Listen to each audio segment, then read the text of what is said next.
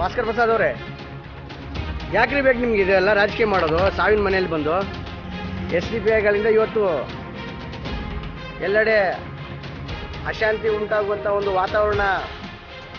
ಇಂಥ ನೀಚರನ್ನು ದಯವಿಟ್ಟು ಅರೆಸ್ಟ್ ಮಾಡಿ ಕಾನೂನಿನ ಅಡಿಯಲ್ಲಿ ಸುಮೋಟೋಲಿ ಕೇಸ್ ಫೈಲ್ ಮಾಡಿ ಅವರಿಗೆ ತಕ್ಕ ಒಂದು ಕಾನೂನಿನ ಪಾಠವನ್ನು ಕಲಿಸಬೇಕಂತ ತಮ್ಮಲ್ಲಿ ವಿನಯಪೂರ್ವಕವಾಗಿ ವಿನಂತಿಸ್ಕೊಳ್ತೇನೆ. ಮುಸಲ್ಮಾನರಲ್ಲಿ ಒಳ್ಳೆಯವರು ಇದ್ದಾರೆ, ಕೆಟ್ಟವರು ಇದ್ದಾರೆ. ಆದರೆ ಯುವಜನತೆ ಇವತ್ತು ತಪ್ಪು ದಾರಿಗೆ ಹೋಗೋದನ್ನ ತಡೆಯುವಂಥ ಒಂದು ಜವಾಬ್ದಾರಿ ಸಮಾಜದ ಹಿರಿಯರ ಮೇಲೆ ಇದೆ. ಹಾಗಾಗಿ ಆತ್ಮೀಯ ಬಂಧುಗಳೇ, ಎಲ್ರಿಗೂ ನಮಸ್ಕಾರ. ನಾನು ನಿಮ್ಮ ಪ್ರೀತಿಯ ಮೊಹಮ್ಮದ್ ಯಾಕೂಬ್, ಬಾಗಲಕೋಟೆಯಿಂದ. ಆ್ಯಕ್ಚುಲಿ ಈ ಒಂದು ಸಂದರ್ಭದಲ್ಲಿ ತಮ್ಮ ಮುಂದೆ ಮುಗ್ದೊಂದು ಬರೋಕ್ಕೆ ಕಾರಣ ಏನಂದರೆ, ಈಗ ತಾನೇ ಒಂದು ಫೇಸ್ಬುಕ್ಕಲ್ಲಿ ವಿಡಿಯೋ ನೋಡಿದೆ. ಅದೇನಪ್ಪ ಅಂತಂದರೆ, ಮಂಗಳೂರಿನ ವಾತಾವರಣ, ಕರಾವಳಿಯ ವಾತಾವರಣ ಸದ್ಯಕ್ಕೆ ಶಾಂತವಾಗಿದೆ. ಸೊ ಅಲ್ಲಿಂದ ಒಂದು ವಿಡಿಯೋ ಬಂತು. ಏನಪ್ಪ ಅಂತಂದರೆ, ಈ SDPIನ ರಾಜ್ಯ ಪ್ರಧಾನ ಕಾರ್ಯದರ್ಶಿ ಐ ಥಿಂಕ್ ಭಾಸ್ಕರ್ ಪ್ರಸಾದ್ ಅವರ ಒಂದು ವಿಡಿಯೋ ನೋಡಿದೆ. ಅವರು ತಮ್ಮ ಭಾಷಣದಲ್ಲಿ ನಮ್ಮ ಹೆಮ್ಮೆಯ ಪೊಲೀಸ್ ಇಲಾಖೆಯ ಮೇಲೇ ಒಂದು ಬಹುದೊಡ್ಡವಾದಂತಹ ಗಂಭೀರ ಆರೋಪವನ್ನು ಮಾಡಿದ್ದಾರೆ. ಅದೇನಪ್ಪ ಅಂತಂದರೆ, ತಮ್ಗೆ ಗೊತ್ತಿದೆ, ಒಂದು 2-3 ದಿವಸದ ಹಿಂದೆ ಮಂಗಳೂರಿನಲ್ಲಿ ಜಲೀಲ್ ಎಂಬಾತನ ಒಂದು ಹತ್ಯೆ ಆಗುತ್ತೆ, ಕೊಲೆ ಆಗುತ್ತೆ. ಈ ಕೊಲೆ ಮಾಡಿದಂತಹ ಆರೋಪಿಗಳು ಸದ್ಯಕ್ಕೆ 4 ಜನ ಪೊಲೀಸ್ ಕಸ್ಟಡಿಯಲ್ಲಿದ್ದಾರೆ. ಸೊ ಇಂಥ ಒಂದು ಸಂದರ್ಭದಲ್ಲಿ ಇವತ್ತು ಪೊಲೀಸ್ ಇಲಾಖೆಯ ಮೇಲೇ ಭಾಸ್ಕರ್ ಪ್ರಸಾದ್ರವರು ಬಹುದೊಡ್ಡ ಗಂಭೀರ ಆರೋಪವನ್ನು ಮಾಡಿದ್ದಾರೆ. ಅದೇನಪ್ಪ ಅಂತಂದರೆ, ಈ ಜಲೀಲ್ನ ಹತ್ಯೆ ಆಗೋಕ್ಕಿಂತ 1 ಡೇ ಬಿಫೋರ್ ಅಲ್ಲಿಯ ಮಾಜಿ ಕಾಂಗ್ರೆಸ್ನ ಶಾಸಕರೊಬ್ಬರು ಮೈನುದ್ದೀನ್ ಬಾವ ಅವ್ರ ಹೆಸರು. ಸೊ ಆ ಮೈನುದ್ದೀನ್ ಬಾವ ಎಂಬಾತ ಒಂದು ಪ್ರೆಸ್ ಮೀಟ್ ಮಾಡಿ, ಆ ಒಂದು ಪ್ರೆಸ್ ಮೀಟ್ನಲ್ಲಿ ಅಲ್ಲಿಯ ಭರತ್ ಶೆಟ್ಟಿ BJPಯ MLA ಅವರು, ಸೊ ಅವ್ರ ಮೇಲೆ ಒಂದು 30 ಕೋಟಿಯ ಬ್ರಹ್ಮಾಂಡ ಅವ್ಯವಹಾರ, ಭ್ರಷ್ಟಾಚಾರ ಅವರಿಂದ ಒಂದು ನಡೆದಿದೆ ಅಂತೇಳ್ಬಿಟ್ಟು ಒಂದು ಗಂಭೀರವಾದಂಥ ಆರೋಪವನ್ನು ಪ್ರೆಸ್ ಮುಖಾಂತರ ಮಾಡ್ತಾರೆ. ಯಾರು? ಮೈನುದ್ದೀನ್ ಬಾವ ಅನ್ನೋರು. ಸೊ ಅದನ್ನು ಉಲ್ಲೇಖ ಮಾಡ್ತಾ ಆ ಒಂದು ಭ್ರಷ್ಟಾಚಾರದ ಒಂದು ಏನು ಪ್ರಕರಣವನ್ನು, ಅಂದರೆ ಒಂದು ಗಂಭೀರ ಆರೋಪವನ್ನು ಜನರ ಮುಂದೆ ಬರಬಾರ್ದು, ಜನರು ದಂಗೆ ಹೇಳ್ತಾರೆ, ಹಾಗಾಗಿ ಅದರಿಂದ ತಪ್ಪಿಸ್ಕೊಳ್ಬೇಕು ಅನ್ನುವಂಥ ಒಂದು ಉದ್ದೇಶದಿಂದ ಭರತ್ ಶೆಟ್ಟಿಯವರೇ ಇದು ಕೊಲೆಯನ್ನು ಮಾಡಿಸಿದ್ದಾರೆ, ಜನರ ಒಂದು ಮನಸ್ಸನ್ನು ಡೈವರ್ಟ್ ಮಾಡುವಂಥ ಮುಖ್ಯ ಒಂದು ಉದ್ದೇಶದಿಂದಲೇ ಇವತ್ತು ಭರತ್ ಶೆಟ್ಟಿಯವರು ಆ ಒಂದು ಕೊಲೆಯನ್ನು ಮಾಡಿದ್ದಾರೆ ಅಂತ ಗಂಭೀರ ಆರೋಪವನ್ನು ಭಾಸ್ಕರ್ ಪ್ರಸಾದ್ ಅವರು ಮಾಡಿದ್ದಾರೆ. ಸೊ ಆ ಒಂದು ಆರೋಪಕ್ಕೆ ಸಂಬಂಧಿಸಿದಂತೆ ಪೊಲೀಸ್ ಇಲಾಖೆಯ ಮೇಲೇ ಒಂದು ಪ್ರಶ್ನೆನ ಮಾಡಿದ್ದಾರೆ. ಅದೇನಪ್ಪ ಅಂತಂದರೆ, ಪೊಲೀಸ್ನವ್ರಿಗೆ ಡೈರೆಕ್ಟಾಗಿ ಕೇಳ್ತಾರೆ ಅವರು ಬಹಿರಂಗ ಸಭೆಯಲ್ಲಿ. ಏನಪ್ಪ ಅಂತಂದರೆ, ಪೊಲೀಸ್ ಇಲಾಖೆಗೇನೆ ನಿಮಗೇನಾದರೂ ಮನಸ್ಸಾಕ್ಷಿ ಅನ್ನೋದೇನಾದರೂ ಇದ್ದರೆ, ಈ ಥರದ ಪ್ರಶ್ನೆ ಮಾಡ್ತಾರೆ ಪೊಲೀಸ್ ಇಲಾಖೆಗೆ. ಪೊಲೀಸ್ನವರೇ, ನಿಮಗೇನಾದರೂ ಮನಸ್ಸಾಕ್ಷಿ ಎಂಬುದು ಇದ್ದರೆ, ಮನಸ್ಸಾಕ್ಷಿ ಅನ್ನೋದು ನಿಮ್ಮ ಹತ್ರ ಇದ್ದರೆ, ಕಾನೂನಿಗೆ ಗೌರವ ಕೊಡೋದಾದರೆ ಅಥವಾ ಸಂವಿಧಾನಕ್ಕೆ ಒಂದು ಗೌರವ ನಿಮ್ಮಿಂದ ಕೊಡುವುದೇ ಆದರೆ, ಈ ದೇಶದ ಸಂವಿಧಾನ ಮೇಲೆ ನಿಮಗೆ ಭರವಸೆ ಇದ್ದರೆ, ಈ ದೇಶದ ಸಂವಿಧಾನದ ಅಡಿಯಲ್ಲಿ ಕರ್ತವ್ಯಕ್ಕೆ ಬರುವಂಥ ಸಂದರ್ಭದಲ್ಲಿ ಸಂವಿಧಾನದ ಮೇಲೆ ಪ್ರಮಾಣ ಮಾಡಿ ಆಣೆ ಮಾಡಿ ಎಲ್ಲರನ್ನು ಸಮನಾಗಿ ಕಾಣ್ತೇವೆ ಅಂತ ಹೇಳಿಬಿಟ್ಟು ಪ್ರಮಾಣ ಮಾಡಿ ಏನು ಬಂದಿದ್ದೀರಾ, ನಿಜವಾಗ್ಲೂ ನೀವು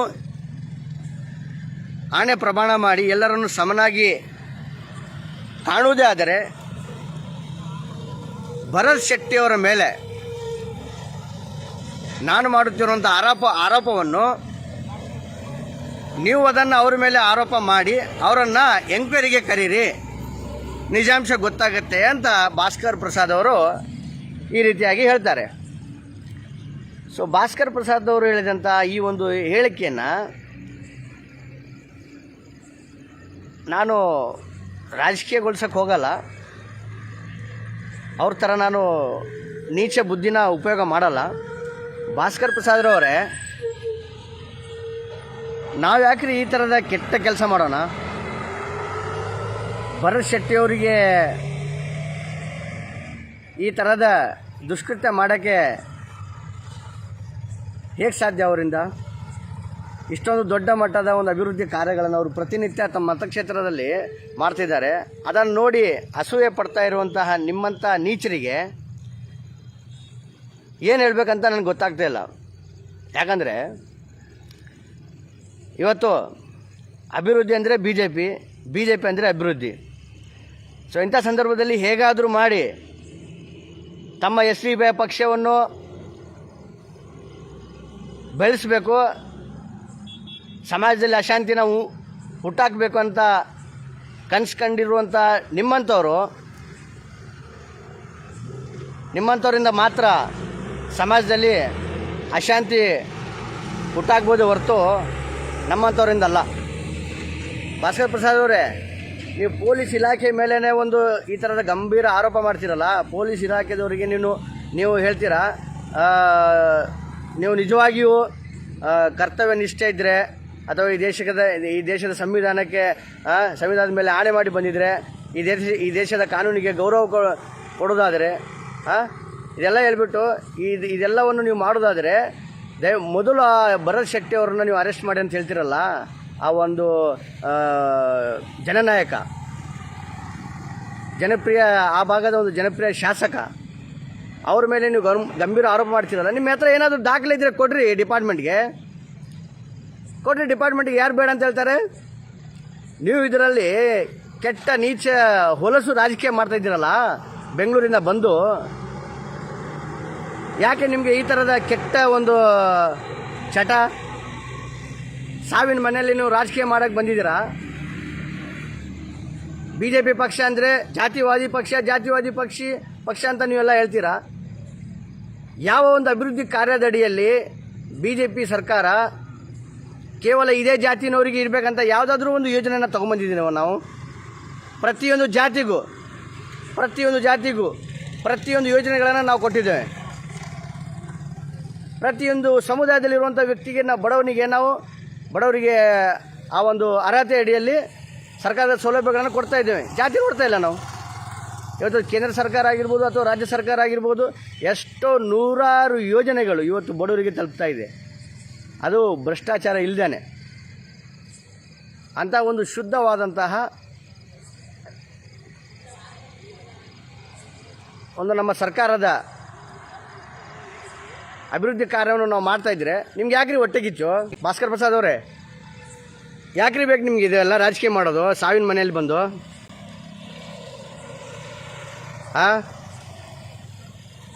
ಸಾಂತ್ವನ ಹೇಳಕ್ಕೆ ಬಂದರೆ ಪರವಾಗಿಲ್ಲಪ್ಪ.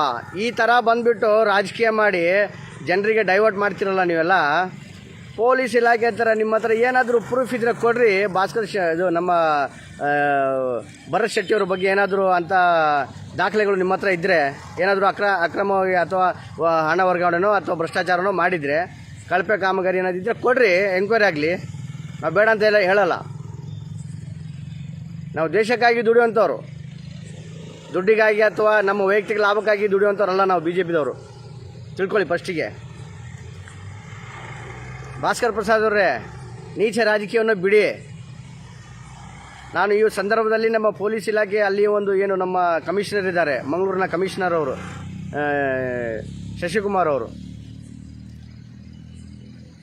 ಸರ್, ನಿಮ್ಮ ಹತ್ರ ಒಂದು ಕಳಕಳಿ ವಿನಂತಿ ನಂದು.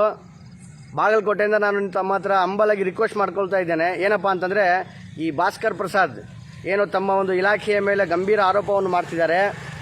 ಒಂದು ವೇಳೆ ನೀವು ಅವರನ್ನು ಆರೋಪದ ಮೇಲೆ ಒಂದು ಆರೋಪ ಮಾಡಿ ಭಾಸ್ಕರ್ ಇದು ಯಾರು ನಮ್ಮ ಭರತ್ ಶೆಟ್ಟಿ ಅವರಿಗೆ MLA ಭರತ್ ಶೆಟ್ಟಿ ಅವರಿಗೆ ಎಂಕ್ವೈರಿಗೆ ಕರಿಬೇಕು. ಕರೀಲಿ ಅಂದರೆ ನಿಮ್ಮನ್ನು ನಾವು ಒಂದು ಏಜೆಂಟ್, ಒಂದು ಪಕ್ಷದ ಏಜೆಂಟನ್ನು ಕರಿತೇವೆ ಅಂತ ಇವತ್ತು ಭಾಸ್ಕರ್ ಪ್ರಸಾದ್ ಅವರು ಹೇಳಿದ್ದಾರೆ. ನಿಮ್ಮ ಇಲಾಖೆಗೆ ನೀವು ಯಾವ ಪಕ್ಷದ ಒಂದು ಏಜೆಂಟ್ ಇಲ್ಲ ಅಂತ ಪ್ರೂವ್ ಮಾಡಬೇಕಾದ್ರೆ ದಯವಿಟ್ಟು ಅಂಥವ್ರನ್ನ ಅರೆಸ್ಟ್ ಮಾಡಿ ಬುದ್ಧಿ ಕಲಿಸಲೇಬೇಕು. ಯಾಕಂದರೆ ಸಮಾಜದಲ್ಲಿ ಅಶಾಂತಿ ಉಂಟಾಗುವಂಥ ಒಂದು ಸಾಮರ್ಥ್ಯ ಇರುವಂಥವರೇ ಇವತ್ತು SDPIಗಳು. ಸಮಾಜದಲ್ಲಿ ಅಶಾಂತಿ ಉಂಟಾಗುವಂಥವ್ರು, ಸಮಾಜದಲ್ಲಿ ಒಂದು ಕೆಟ್ಟ ದುಷ್ಕೃತ್ಯಗಳಿಗೆ ಪ್ರಾರಂಭವನ್ನು ಕೊಡುವಂಥವ್ರು, ಒಂದು ಕೆಟ್ಟ ಚಟಗಳಿಂದ ತಮ್ಮ ಕೆಟ್ಟ ಒಂದು ನೀಚ ಹೇಯ ಕೃತ್ಯವನ್ನು ಮಾಡಲಿಕ್ಕೆ ಯಾವುದೇ ಕಾರಣಕ್ಕೂ ಹಿಂಜರಿದಿರುವಂಥವ್ರು ಅಂದರೆ SDPIಗಳು. SDPIಗಳಿಂದ ಇವತ್ತು ಎಲ್ಲೆಡೆ ಅಶಾಂತಿ ಉಂಟಾಗುವಂಥ ಒಂದು ವಾತಾವರಣ ಸೃಷ್ಟಿ ಆಗ್ತಾ ಇದೆ. ದಯವಿಟ್ಟು ಅಲ್ಲಿಯ ಒಂದು ನಮ್ಮ ಕಮಿಷನರ್ ಸಾಹೇಬರಿಗೆ, DCP ಅವರಿಗೆ ನಾನೊಂದು ರಿಕ್ವೆಸ್ಟನ್ನು ಮಾಡ್ಕೊಳ್ತಾ ಇದ್ದೇನೆ ಬಾಗಲಕೋಟೆಯಿಂದ. ದಯವಿಟ್ಟು ಇಂಥ ನೀಚರನ್ನು ದಯವಿಟ್ಟು ಅರೆಸ್ಟ್ ಮಾಡಿ ಕಾನೂನಿನಡಿಯಲ್ಲಿ ಸುಮೋಟಲ್ಲಿ ಕೇಸ್ ಫೈಲ್ ಮಾಡಿ ಅವರಿಗೆ ತಕ್ಕ ಒಂದು ಕಾನೂನಿನ ಪಾಠವನ್ನು ಕಲಿಸಬೇಕಂತ ತಮ್ಮಲ್ಲಿ ವಿನಯಪೂರ್ವಕವಾಗಿ ವಿನಂತಿಸ್ಕೊಳ್ತೇನೆ. ಹಾಗೆ ಇನ್ನೊಂದು ವಿಷಯ ಏನಪ್ಪ ಅಂದರೆ, ಈ ನಮ್ಮ ಏನು ಆ ಭಾಗದ ಮಾಜಿ ಶಾಸಕ ಮೊಯ್ನುದ್ದೀನ್ ಬಾವ ಅವರ ಬಗ್ಗೆ ನಾನು ಮೊನ್ನೆ ಹೇಳಿದೆ, ಈಗಲೂ ಹೇಳ್ತಾ ಇದ್ದೇನೆ. ಪುನಃ ಒಂದು ಸ್ಟೇಟ್ಮೆಂಟ್ಗಳನ್ನು ನಮ್ಮ BJP ಸರ್ಕಾರದ ಮೇಲೆ ಇಲ್ಲ ಸಲ್ಲದ ಆರೋಪಗಳನ್ನು ಮಾಡೋದ್ರ ಮುಖಾಂತರ ಆ ಒಂದು ಕೆಟ್ಟ ಒಂದು ಚಾಳಿಯನ್ನು ಅವರು ಬಿಡ್ತಾ ಇಲ್ಲ. ಮೊಯ್ನುದ್ದೀನ್ ಬಾವ ಅವರಿಗೂ ನಾವು ಈ ಒಂದು ವಿಡಿಯೋ ಮೂಲಕ ಅವ್ರ ಹತ್ರ ಒಂದು ವಿನಂತಿನ ಮಾಡ್ಕೊಳ್ತಾ ಇದ್ದೇನೆ. ಇದೇ ಕೊನೆ. ಯಾಕಂದರೆ ಇದಕ್ಕೆ ಮುಂಚೆನೂ ನಾನು ಒಂದು 3-4 ಡೇಸ್ ಬಿಫೋರ್ ಒಂದು ವಿಡಿಯೋ ಮಾಡಿದ್ದೆ. ಸೊ ಆವಾಗಲೂ ಹೇಳಿದ್ದೇನೆ, ಮುಸಲ್ಮಾನರಲ್ಲಿ ಒಳ್ಳೆಯವರು ಇದ್ದಾರೆ, ಕೆಟ್ಟವರು ಇದ್ದಾರೆ.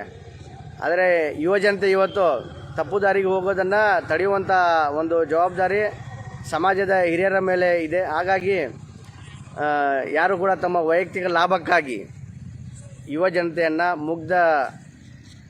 ಬಹಳಷ್ಟು ಮುಗ್ಧ ಮುಸಲ್ಮಾನರನ್ನು ದಾರಿ ತಪ್ಪಿಸುವಂಥ ಕೆಲಸ ಮಾಡಬೇಡಿ.